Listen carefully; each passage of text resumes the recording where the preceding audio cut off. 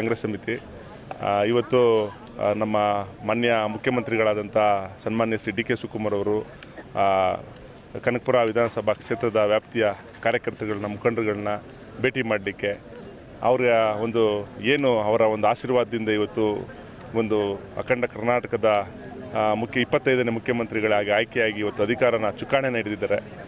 ಇದಕ್ಕೆ ಸಂಬಂಧಪಟ್ಟಂತೆ ಹಳ್ಳಿ ರೈತರುಗಳು ಮತ್ತು ಕಾರ್ಯಕರ್ತರುಗಳು ಅಭಿಮಾನಿಗಳು ಸಾಕಷ್ಟು ಜನ ಬೆಂಗಳೂರಿಗೆ ಬಂದು ಅವ್ರು ತೊಂದರೆ ಆಗೋದು ಬೇಡ, ಅವ್ರ ಮನೆ ಬಾಗಿಲಿಗೆ ನಾನು ಹೋಗಬೇಕು ಅಂತೇಳಿ ಒಂದು ವಿಭಿನ್ನವಾಗಿ ಜನಗಳನ್ನ ಭೇಟಿ ಮಾಡಲಿಕ್ಕೋಸ್ಕರ ಇವತ್ತು ಕನಕಪುರಾದ್ಯಂತ ಒಂದು ಹಲವಾರು ಸ್ಥಳಗಳಲ್ಲಿ ಒಂದು ಭೇಟಿ ಕಾರ್ಯಕ್ರಮ ಇಟ್ಕೊಂಡು ಬಂದಿರತಕ್ಕಂಥದ್ದು.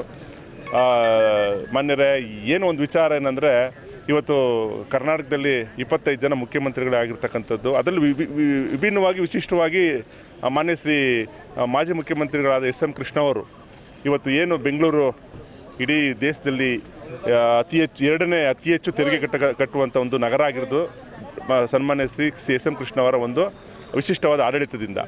ಅವರ ಪರಮ ಶಿಷ್ಯ ಏನು ನಮ್ಮ ಮಾನ್ಯ ಶ್ರೀ ಡಿ ಕೆ ಶಿವಕುಮಾರ್ ಅವರು ಖಂಡಿತವಾಗಲೂ ಇಡೀ ಇವತ್ತು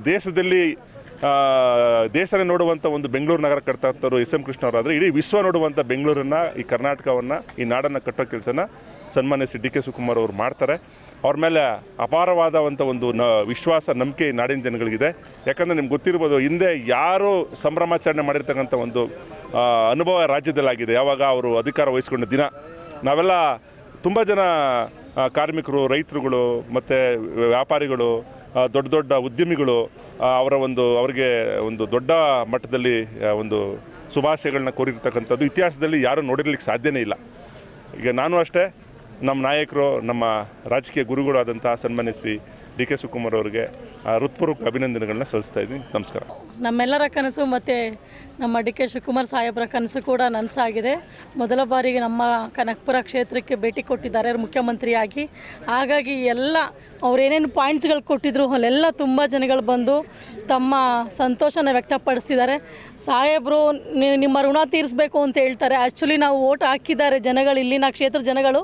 ಆದರೆ ಅವರ ಶ್ರಮನೂ ಕೂಡ ಅಷ್ಟೇ ಇದೆ. ಅವರು ಏನಿವತ್ತು CM ಆಗಲಿಕ್ಕೆ ಅವರು ಪಟ್ಟಂಥ ಶ್ರಮಗಳಿದೆಯಲ್ಲ, ಪಕ್ಷಕ್ಕಾಗಲಿ ಮತ್ತು ಸರ್ಕಾರದಲ್ಲಿ ಕೊಟ್ಟಂಥ ಜವಾಬ್ದಾರಿಗಳನ್ನ ತುಂಬ ಅವರು ಇದಾಗಿ ಅವ್ರ ಕೆಲಸನ ಮಾಡಿರೋದ್ರಿಂದ ಮತ್ತು ಪಕ್ಷಕ್ಕೆ ನಿಷ್ಠೆಯಿಂದ ಇಷ್ಟು ವರ್ಷಗಳ ಕಾಲ 40-45 ವರ್ಷಗಳ ಕಾಲ ಅವರು ಏನು ದುಡಿಮೆ ಇತ್ತು, ಆ ದುಡಿಮೆಗೆ ಇವತ್ತು ಪ್ರತಿಫಲ ಸಿಕ್ಕಿದೆ. ಆ ಪ್ರತಿಫಲನ ಅವರು ಸುಮ್ಮನೆ ಕೂತು ಅವರು ಖಂಡಿತ ಅಧಿಕಾರ ಅಂತ ಅವರು ಇದು ಮಾಡಲ್ಲ. ಅವ್ರಿಗೆ ಕೊಟ್ಟಿರೋ ಜವಾಬ್ದಾರಿ ಅಂತೇಳಿ ಈ ಕರ್ನಾಟಕ ಜನರಿಗೆ ಅವರು ಇದನ್ನು ಏನು ಅಂದ್ಕೊಂಡಿದ್ದಾರೆ ಅದನ್ನು ಅಭಿವೃದ್ಧಿ ಕಾರ್ಯಗಳನ್ನ ಮಾಡಲಿಕ್ಕೆ ಖಂಡಿತ ಅವರು ಜವಾಬ್ದಾರಿತವಾಗಿ ಕೆಲಸ ಮಾಡ್ತಾರೆ. ಮೊದಲಿಗೆ ನಾನು ಶುಭಾಶಯನ ಕೋರ್ತೀನಿ. ದೇವರು ನಿಮಗೆ ಆಯಸ್ಸು ಆರೋಗ್ಯ ಕೊಡಲಿ ಮತ್ತು ಇನ್ನೂ ಹೆಚ್ಚಿನ ಅಭಿವೃದ್ಧಿ ಮಾಡಲಿಕ್ಕೆ ಶಕ್ತಿ ಕೊಡಲಿ ಅಂತೇಳಿ ನಾನು ಈ ಮೂಲಕ ಶುಭಾಶಯ ಕೋರ್ತೀನಿ.